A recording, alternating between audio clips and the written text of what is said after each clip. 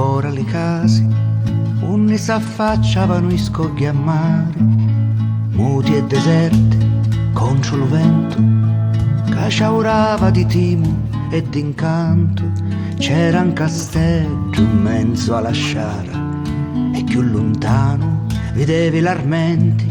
d'in faccia all'Etna come un gigante, Auruca chiamavano i suoi abitanti.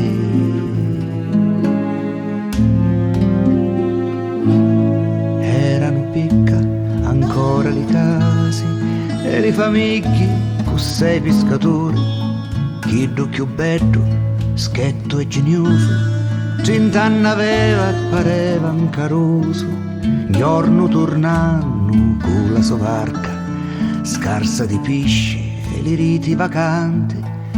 disi un fremito alle sue spade e vette la cosa più dolci e splendenti, con dei manuzzi, cuzzi e dorati, sopra la barca c'era aggrappati, aveva l'occhi sprovvisti d'inganni, come una carosa di 16 anni, e lo tagliava tutta sorridente, con un coppo sicco fu sopra una tanti, lo tagliava tutto gemante, per la bellezza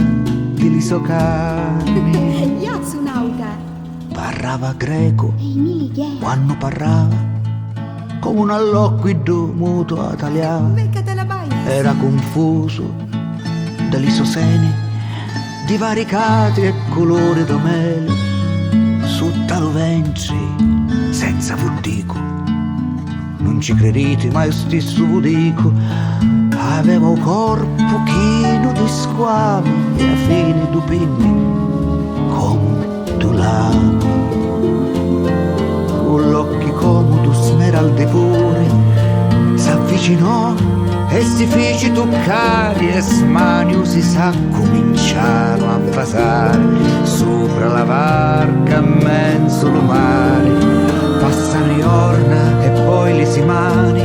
come ubriachi mai sazi d'amore, mangiano nettari della vita,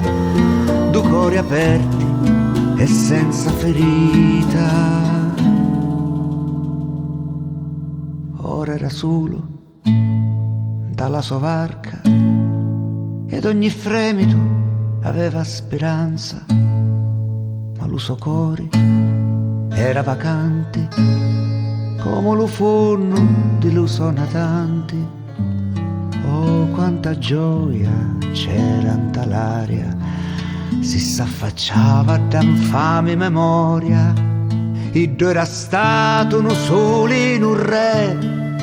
ora era in ciume quando l'acqua non c'è, si da fu dono più bello che c'è,